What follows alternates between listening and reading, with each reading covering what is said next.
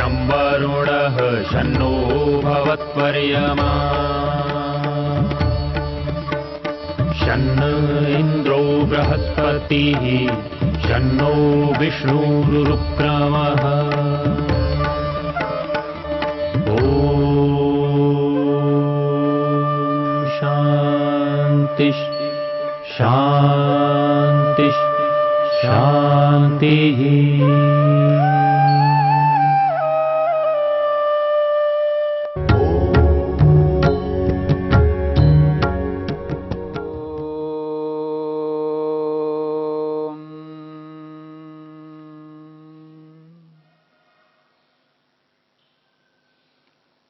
मन को प्रसन्न करने की बात चल रही। योगाभ्यासी व्यक्ति को मन को प्रसन्न रखना पड़ता है, मन को शांत रखना पड़ता है। जो योगाभ्यासी अपने मन को दिन भर प्रसन्न रखता है, शांत रखता है, वही व्यक्ति एकाग्र हो पाता है। उसी व्यक्ति को एकाग्रता की प्राप्ति होती है। जिस योगाभ्यासी का मन प्रसन्न नहीं है, शांत नहीं है, सात्विक नहीं है, वह व्यक्ति अपने मन को एकाग्र कभी नहीं कर पाएगा।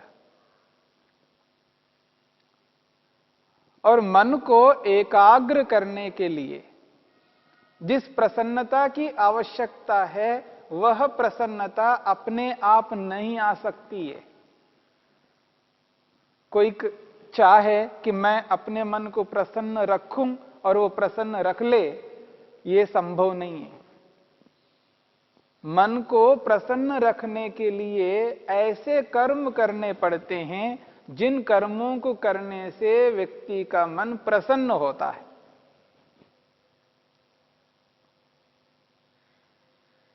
और कैसे कर्म करना चाहिए जिन कर्मों को करने से मन प्रसन्न होता है,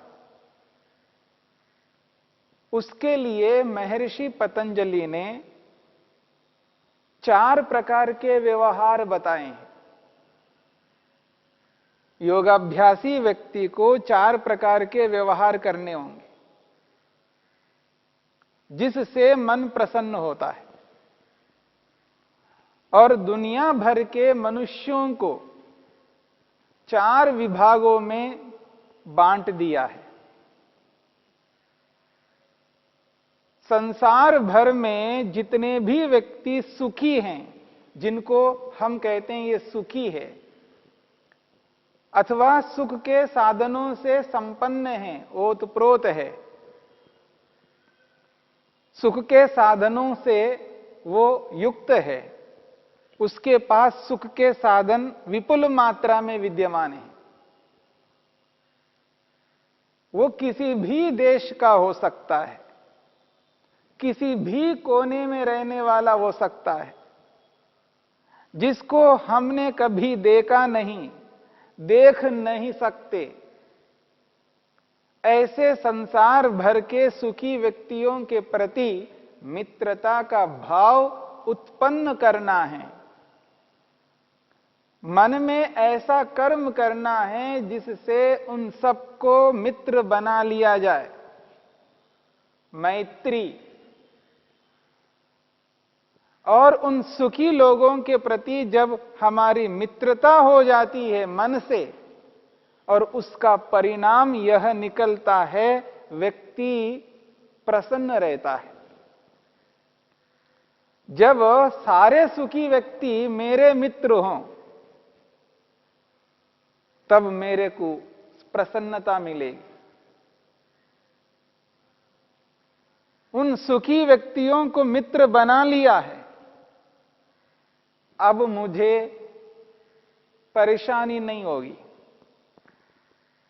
मुझे परेशानी तब होगी जब मैं उसको शत्रु मानूं, तब मेरा मन उद्विग्न रहेगा, अशांत रहेगा। मन के अंदर राजसिकता काम करेगी। मन राजसिक बना रहेगा।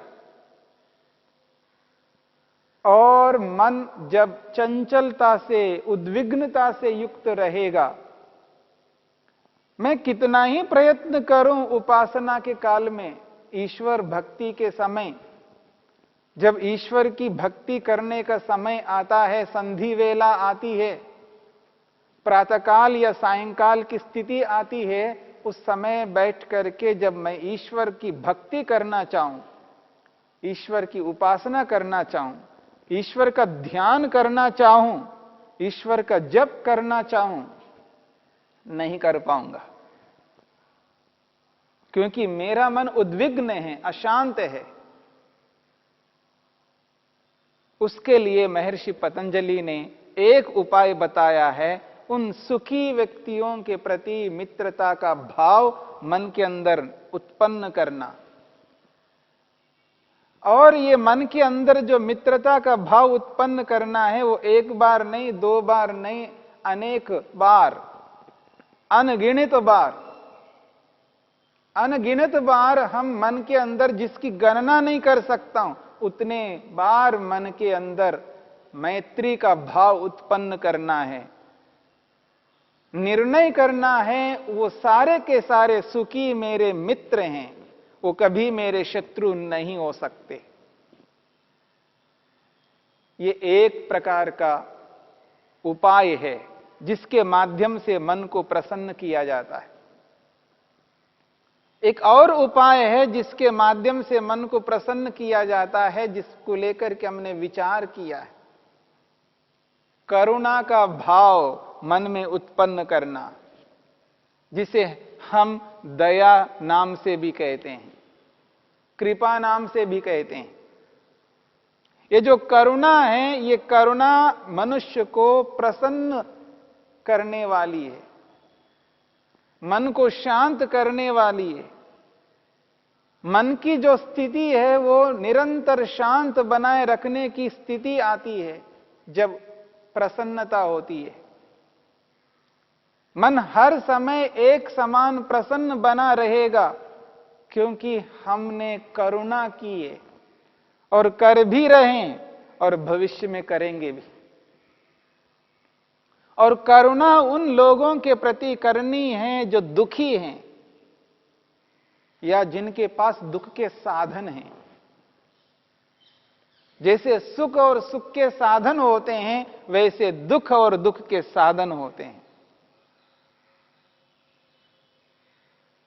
दुख का साधन, हां,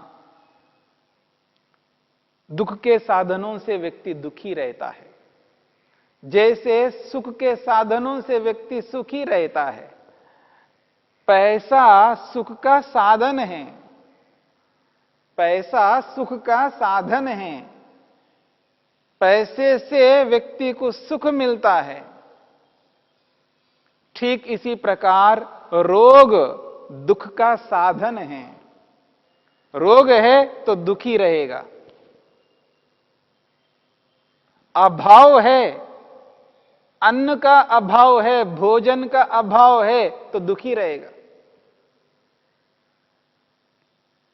मकान का अभाव है, मकान नहीं है तो दुखी रहेगा।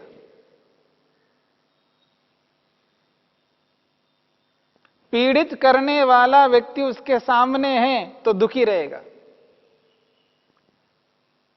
तो बहुत सारे ऐसे साधन हैं जिनसे व्यक्ति को दुख मिलता है, और वो साधन उसके समक्ष हैं तो वो दुखी रहेगा। तो दुखी व्यक्तियों के प्रति करुणा करना और मित्रता करना, करुणा करना, ये सब मन से करना है। इस बात को सदा ध्यान रखना है। कर्म का प्रारंभ मन से होता है, इसलिए मन में मैत्री बनाए रखना, मन में मित्रता बनाए रखना, ऐसे ही मन में करुणा बनाए रखनी है। उन समस्त दुखियों के प्रति करुणा का भाव मन में निरंतर उत्पन्न होता रहना चाहिए। वो भाव जब तक मन में है, तब तक हम प्रसन्न रहेंगे। दुखी व्यक्ति के दुख को दूर करने की जो भावना है, उस भावना से मन प्रसन्न रहता है, शांत रहता है, उद्विग्न नहीं होता है। मन को प्रसन्न करने का एक अमोघ उपाय है करुणा। भूखे को जब भोजन दिया जाता है तो उसके दुख को दूर किया जाता है, उस व्यक्ति के दुख को हटाते हैं, उसकी भूख को मिटाते हैं, तो बड़ी प्रसन्नता मिलती है, बड़ी शांति मिलती है, मन बड़ा सात्विक रहता है। शरीर से किया है, शरीर से नहीं कर पाते हैं, वाणी से कह करके कर सकते हैं। जब वाणी से भी नहीं हो पाएगा तो मन से हो पाएगा, क्योंकि सबके प्रति हम उत्तरदायित्व शरीर से नहीं ले पाते हैं, सबके प्रति उत्तरदायित्व वाणी से नहीं ले पाते हैं, सामर्थ्य नहीं है। इसलिए मन से जब उन सबके प्रति करुणा करते हैं जो दुखी है या जिनके पास दुख के साधन हैं, उन सभी दुखियों के प्रति जब मन के अंदर करुणा को उत्पन्न करते हैं और ऐसी भावना से उत्पन्न करते हैं जैसी भावना अपने निकट के निकट लोगों के प्रति होती है,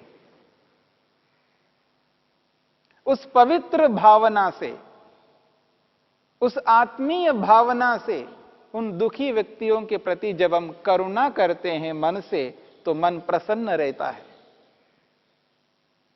जिस प्रकार से मैत्री, मित्रता मन को प्रसन्न करने वाली है, जिस प्रकार से करुणा मन को प्रसन्न करने वाली है, ठीक इसी प्रकार से महर्षि वेदव्यास ने, महर्षि पतंजलि ने एक और उपाय हमारे सामने प्रस्तुत किया है, जिसका नाम है मुदिता, मुदित रहना।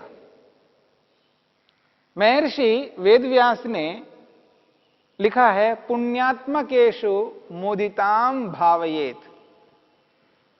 महर्षि पतंजलि ने जो सूत्र बनाया, मैत्री करुणा मुदितोपेक्षाणाम सुख दुख पुण्य पुण्य विषयानाम भावनातश्चित्त प्रसादनम, इस सूत्र में मुदिता शब्द है और उस मुदिता को पुण्य के साथ जोड़ा है। पुण्यात्मा के प्रति, जो पुण्य करने वाले हैं, उन पुण्यात्माओं के प्रति मुदिता, प्रसन्न रहना, यानी मन की प्रसन्नता के लिए भी प्रसन्न होना है। बात को समझने का प्रयत्न करना है। मन की प्रसन्नता के लिए भी मन को प्रसन्न रखना है, यानी मन की प्रसन्नता के लिए प्रसन्न रहना है। प्रसन्नता से भी मन प्रसन्न रहेगा।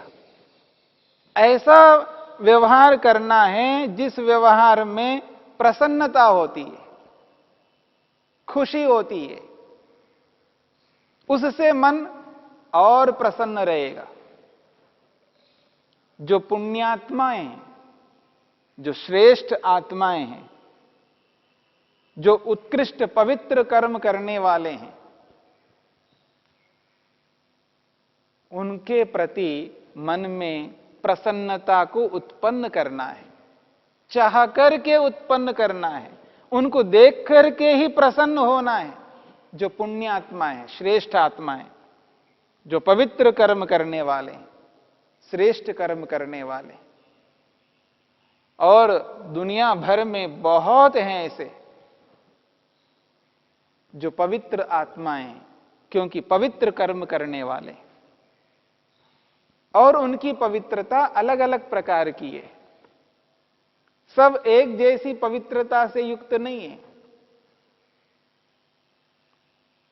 एक व्यक्ति शरीर से बलिष्ठ है,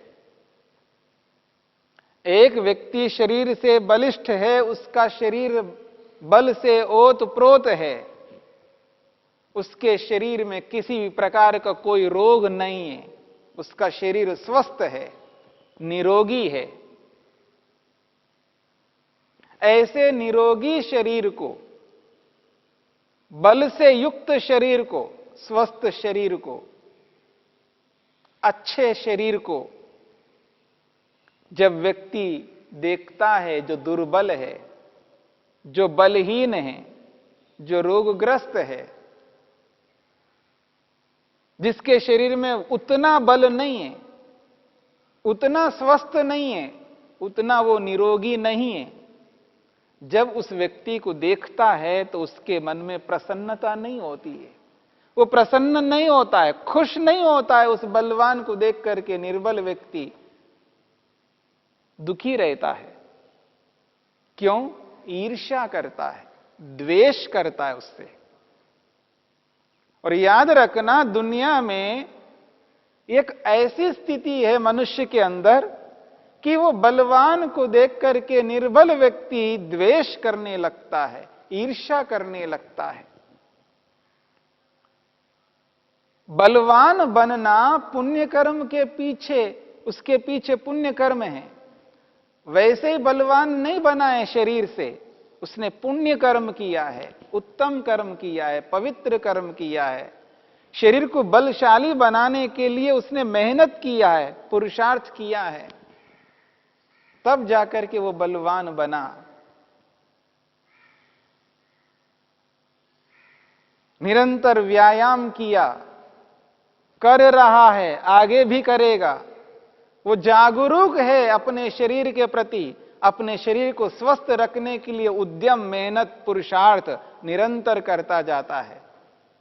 तब जाकर के वो निरोगी रहता है, स्वस्थ रहता है, बल से युक्त रहता है, हृष्ट पुष्ट है, शरीर से मजबूत है व्यक्ति। ये बिना कर्म के ऐसा संभव नहीं है। वो निरंतर मेहनत, उद्यम करता हुआ अपने शरीर को निरोगी काया बनाए रखने के लिए, शरीर को स्वस्थ बनाए रखने के लिए कितना उसने मेहनत, पुरुषार्थ किया है। तब जाकर के वो आज बल से युक्त है, निरोगिता से युक्त है, स्वस्थ है। और उस स्वस्थ व्यक्ति को देख करके अस्वस्थ व्यक्ति, रोग रहित व्यक्ति को देख करके रोगी, बलशाली व्यक्ति को देख करके निर्बल द्वेष करता है, ईर्ष्या करता है।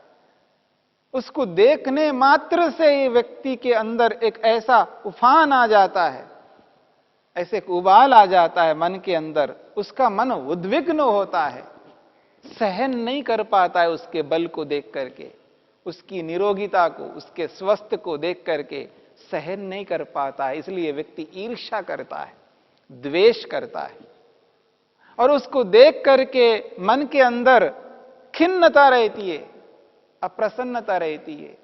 और ऐसा व्यक्ति किस प्रकार अपने मन को ईश्वर में एकाग्र कर पाएगा?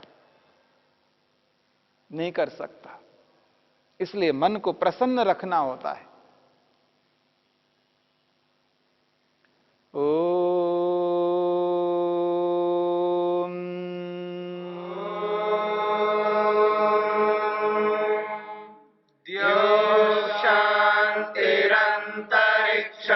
शांति पृथ्वी शांतिरापः शांतिरोषधयः